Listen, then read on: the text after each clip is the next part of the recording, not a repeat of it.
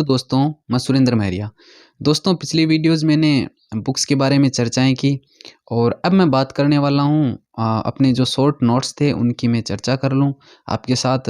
दोस्तों, वैसे मैंने कोई स्पेशल नोट्स नहीं बनाए, लेकिन जो भी बनाए अलग-अलग बुक से मैंने मैटर इंक्लूड करके जो भी बनाए वो मैं आपके साथ उनकी चर्चा कर रहा हूँ। तो उसमें बस यही शुरुआती में टॉपिक ले रहा हूँ एनसीएफ 2005। दोस्तों, इसकी मैं बात करूं तो बहुत ही मोस्ट टॉपिक है, आपको भी पता होना चाहिए और बहुत इजी भी है, बाकी इतना हार्ड भी नहीं है। तो इसकी मैं चर्चा करूंगा और लास्ट में हम इसकी जो प्रीवियस ईयर एग्जाम में क्वेश्चंस आए उनकी चर्चा हम लास्ट में कर लेंगे। दोस्तों, एनसीएफ की मैं बात करूं तो इसकी फुल फॉर्म तो आपको पता ही होनी चाहिए, नेशनल करिकुलम फ्रेमवर्क, राष्ट्रीय पाठ्यचर्या रूपरेखा 2005। दोस्तों, इसके निर्माण की आवश्यकता क्यों पड़ी? क्योंकि विद्यालय शिक्षा में सुधार से संबंधित जो हमारे पाठ्यक्रम और जो हमारी पाठ्यचर्या है, स्कूली व्यवस्था में सुधार से एक ढांचे के रूप में इस रूपरेखा को बनाया गया और इसे लागू किया गया।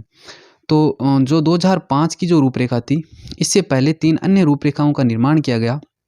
उनकी में हम थोड़ी-सी जानकारी ले लेते हैं ताकि कहीं से कोई क्वेश्चन आ जाए तो हम कर पाएँ। तो शुरुआत में हम बात करें तो इसकी जो प्रथम रूपरेखा बनी थी, वो बनी थी 1975 में, दूसरी 1988 में, तीसरी 2000 में। जो थोड़ी-सी स्पेशल है, उसमें क्या है कि इसका जो नाम है वह एनसीएफएसई यानी national curriculum framework for secondary education, यानी ये जो रूपरेखा बनी थी, वो माध्यमिक शिक्षा के लिए बनाई गई थी। तो इसीलिए इसका नाम थोड़ा-सा अलग है, तो इसका आप ध्यान रखिए। बाकी जो अंत में जो रूपरेखा बनी 2005 में, जो अभी लागू है, वो चौथी रूपरेखा के रूप में बनी। तो चलिए नेक्स्ट हम बात करें तो एनसीएफ में यशपाल समिति द्वारा एक बात कही गई कि जो शिक्षा है यशपाल समिति द्वारा जो यशपाल समिति 1993 में उसकी एनसीएफ में बात कही गई कि शिक्षा है वो बोझ मुक्त शिक्षा होनी चाहिए, बिना बोझ की शिक्षा होनी चाहिए। तो यशपाल समिति का गठन प्रोफेसर यशपाल जो यूजीसी के अध्यक्ष थे, उनके द्वारा इस समिति का गठन किया गया था। आगे मैं बात करूं एनसीएफ के फोकस समूह की, तो दोस्तों इसके निर्माण में हमारे 21 फोकस समूहों का निर्माण किया गया था। 21 फोकस समूह का निर्माण किया गया था, जिसमें जो सदस्य संख्या थी वो थी 35 इसमें सदस्य संख्या थी।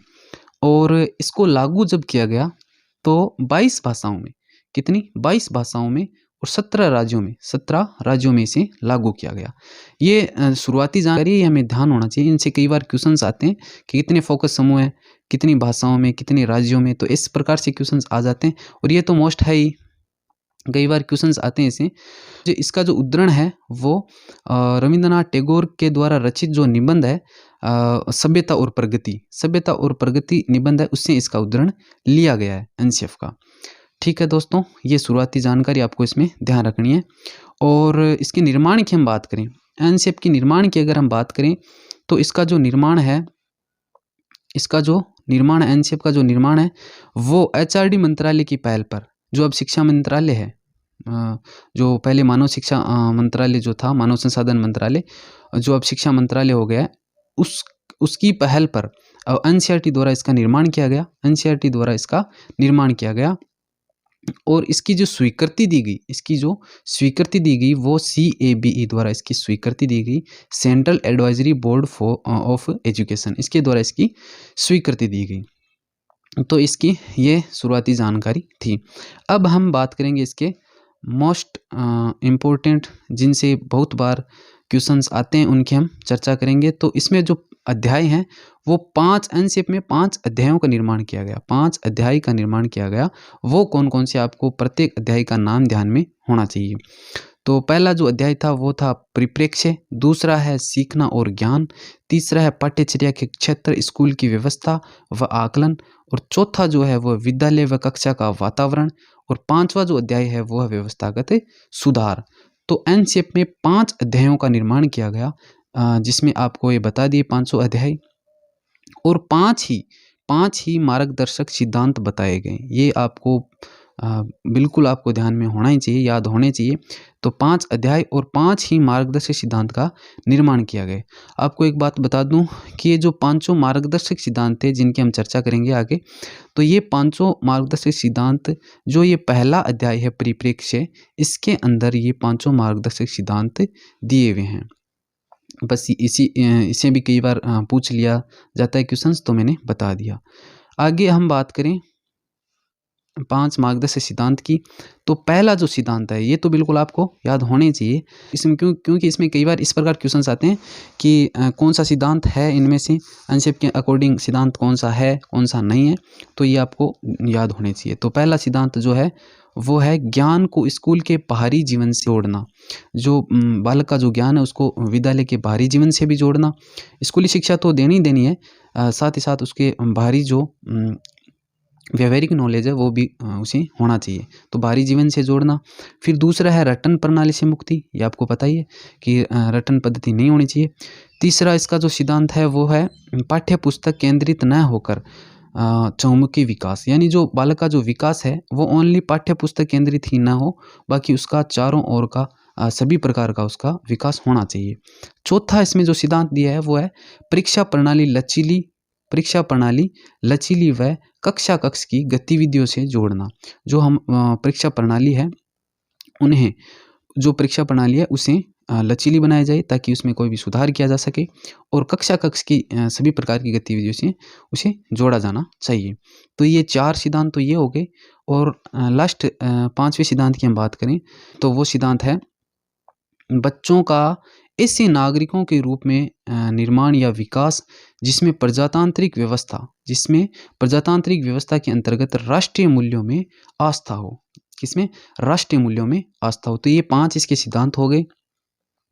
5 सिद्धांत की हम बात करी दोस्तों। शुरुआत में हमने बात करी अनशिफ के शुरुआती जानकारी मैंने बताई, कौन कौन से रूपरेखा बनाई गई, उसके बाद उसके मुख्य मुख्य बिंदु की बात करी, उसके बाद मैंने आपको 5 इसके अध्याय बताए जो आपको दिए गए, और इसके बाद 5 मार्गदर्शक सिद्धांत। इसमें ये 5वां सिद्धांत हमारा हो गया। अब मैं सूत्र की मैं बात करूँ, अब शिक्षण सूत्र की 5 हमने अध्याय पढ़ लिए, 5 सिद्धांत पढ़ लिए। अब 3 जो शिक्षण सूत्र एनसीईआरटी में दिए गए हैं, जो पढ़ाने के जो सूत्र हैं वो दिए गए हैं, वो है ज्ञात से अज्ञात की ओर, मूर्त से अमूर्त की ओर, स्थानिक से वैश्विक की ओर। दोस्तों ये भी इम्पोर्टेंट है, कई बार क्वेश्चंस आ जाते हैं कि इनमें से कौन सा शिक्षण सूत्र है नहीं है, तो इस प्रकार से आपको ध्यान में रखना है। बच्चे को पहले ज्ञात हुई चीज़ों को बताना, फिर अज्ञात चीज़ों की ओर बढ़ना, फिर मूर्त रूप से समझाना, फिर अमूर्त जो भी बातें बतानी, जो भी टॉपिक्स बताना है तो उसमें अमूर्त तथ्यों को बताना, पहले मूर्त फिर अमूर्त, पहले स्थानिक यानी आसपास की चीज़ों के बारे में बताना, फिर वैश्विक बातें बताना। तो इस प्रकार से 3 शिक्षण सूत्र हो गए। तो नेक्स्ट हम बात करें तो त्रिभाषी सूत्र की। तो एनसीईआरटी में जो त्रिभाषा सूत्र जो दिया गया है वो है एनसीईआरटी में जो त्रिभाषा सूत्र, इसको आप छोड़ के इसमें मैं अलग से बताऊं तो प्रथम भाषा के रूप में मातृभाषा को बताया, एनसीईआरटी में बताया गया है मातृभाषा को, प्रथम भाषा के रूप में मातृभाषा। दूसरी भाषा जो बताई है वो बताई है हिंदी भाषा, दूसरी भाषा जो बताई है हिंदी भाषा। तृतीय भाषा के रूप में कोई भी विदेशी भाषा जैसे कि अंग्रेजी, कोई भी विदेशी भाषा जैसे अंग्रेजी। तो आपको इसे छोड़ करके ये आपको ध्यान रखना है, मातृभाषा, दूसरी भाषा हिंदी, हिंदी यानी राष्ट्रीय भाषा, और तृतीय भाषा के रूप में कोई भी विदेशी भाषा यानी कि अंग्रेजी। तो इसे आपको ध्यान रखना है। और इसकी जो प्रथम संस्तुति दी गई है त्रिभाषा सूत्र की, वो राष्ट्रीय शिक्षा जो आयोग था, कोठारी आयोग 1964 से 66, उसके द्वारा इसकी प्रथम जानकारी इसकी दी गई थी। तो इसकी चर्चा हमने कर ली, और अब हम इसके मुख्य बिंदुओं की बात करेंगे, मेन बिंदुओं की बात करेंगे कि एनसीईआरटी में कौन कौन से मुख्य बिंदु दिए गए हैं जो बहुत ही महत्वपूर्ण है। तो उनकी हम बात करें तो शुरुआत में ये मुख्य बिंदु, शुरुआत में बात करूं क्रियात्मक अनुसंधान। देखो दोस्तों एनसीईआरटी में क्या दिया गया है, क्रियात्मक अनुसंधान पर बल दिया गया है। क्रियात्मक अनुसंधान जो हमारे साइको में जो टॉपिक्स भी है स्टीफन एम कोरे द्वारा दिया गया क्रियात्मक अनुसंधान। ये जो अनुसंधान है ये विद्यालय शिक्षा में सुधार से संबंधित है, जो टीचर्स द्वारा किया जाता है। तो इसकी चर्चा हम नेक्स्ट वीडियोज में कर लेंगे जब इसकी बारी आएगी। तो ये हो गया क्रियात्मक अनुसंधान पर एनसीईआरटी में बल दिया गया। इनमें से क्वेश्चंस आते हैं कि किस पर बल दिया गया, किन को शामिल किया गया, किन पर मुख्य जोर दिया गया, तो इसीलिए हम इनकी चर्चा कर रहे हैं। दूसरा हो गया करके सीखने पर इस पे बल दिया गया एनसीईआरटी में, मतलब किसी कार्य को करके सीखना, इस पर बल एनसीईआरटी में दिया गया। तीसरा है वो आत्मनिर्भर या जीवनोपयोगी शिक्षा, इस पर बल दिया गया। चौथा है वो समस्या समाधान विधि पर बल दिया गया। पांचवा पाठ्यक्रम वो है वो लचीला हो, इस पर भी इन्होंने बात को रखी। पाठ्यक्रम क्या होना चाहिए? लचीला, ताकि हम इसमें सुधार कर सकें। समावेशी शिक्षा की इसमें बात कही गई। समावेशी शिक्षा यानी कि प्रत्येक बालक चाहे किसी भी कैटेगरी से हो, जैसे कि गरीब हो या अगर पिछड़ा हो, तो यानी किसी भी व्यवस्था का, किसी भी कैटेगरी का बालक हो, किसी भी श्रेणी का बालक हो, उसे समान शिक्षा मिले। समान शिक्षा के लिए समावेशी शिक्षा की बात एनसीएफ में की गई। इसके मैं बात करूँ तो शिक्षा व्यवसायोन्मुखी हो, इसकी भी बात इसमें की गई। और इसमें गुणवत्ता आयाम पर भी चर्चा की गई, जिसमें गुणवत्ता आयाम भी चर्चा की गई, जिसमें संरचित अनुभव और पाठ्यक्रम सुधार से संबंधित बातें कही गई। इसमें शांति शिक्षा को भी बढ़ावा दिया गया। शांति शिक्षा को बढ़ावा दिया गया। कला शिक्षा की बात कही गई, कला शिक्षा होनी चाहिए। स्वास्थ्य एवं शारीरिक शिक्षा होनी चाहिए। और सीखने का जो आधार है, एनसीएफ में बताया गया कि जी बालक के जो सीखने का आधार है वो निर्मितवाद होना चाहिए, संरचनावाद होना चाहिए, जिसमें बालक देखो दोस्तों, निर्मितवाद यानी कि जो बच्चा है वो खुद ज्ञान का निर्माता होता है, उसे कोई ज्ञान नहीं देता, खुद अपना ज्ञान स्वयं निर्माण करता है।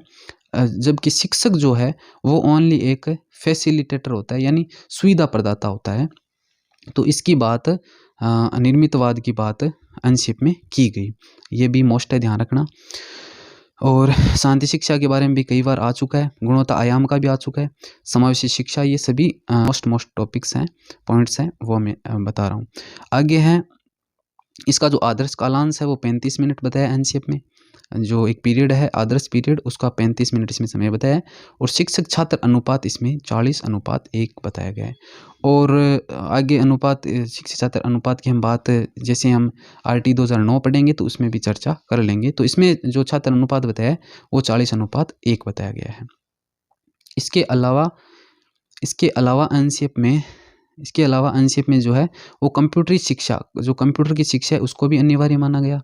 पर्यावरण शिक्षा को भी अनिवार्य बताया गया, ठीक है। और छात्र व शिक्षक को क्रियाशील भी इसमें माना गया। ये भी मोस्ट है कि शिक्षण के दौरान छात्र व शिक्षक दोनों को क्रियाशील होना अति आवश्यक है। तो ये भी इसमें बात कही गई। इसके बाद इसमें सीसीई यानी सतत एवं व्यापक मूल्यांकन पर पुरजोर बल दिया गया। और सामूहिक अधिगम और सामूहिक अधिगम किसमें मिलजुल कर जो अधिगम होता है, समूह में अधिगम होता है, उसकी बात इसमें की गई। तो ये मुख्य बातें थी। इसके अलावा इसमें, ये हमने ऊपर छोड़ दिया, इसके अलावा इसमें दिया है स्थानीय स्तर पर समय विभाग चक्र या विद्यालय कैलेंडर को लचीला बनाया जाए। यानी जो भी इसका एक कैलेंडर जारी होता है, वार्षिक कैलेंडर जो विद्यालय का होता है, जारी होता है, उसको लचीला बनाया जाए, ताकि उसमें कोई भी अगर सुधार करने की आवश्यकता हो तो कर सकें। तो ये भी बात इसमें की गई। नेक्स्ट है कि जो शिक्षण है वो शिक्षण और प्रशिक्षण जो कार्यक्रम की अवधि है उसे बढ़ाया जाए, या तो पढ़ाने की या प्रशिक्षण की जो भी टीचिंग प्रैक्टिस जो होती है उसके जो कार्यक्रम की जो अवधि है उसको भी बढ़ाया जाए। और छात्र और अभिभावक परिषदों का इसमें क्या गठन की भी बात इसमें कही गई।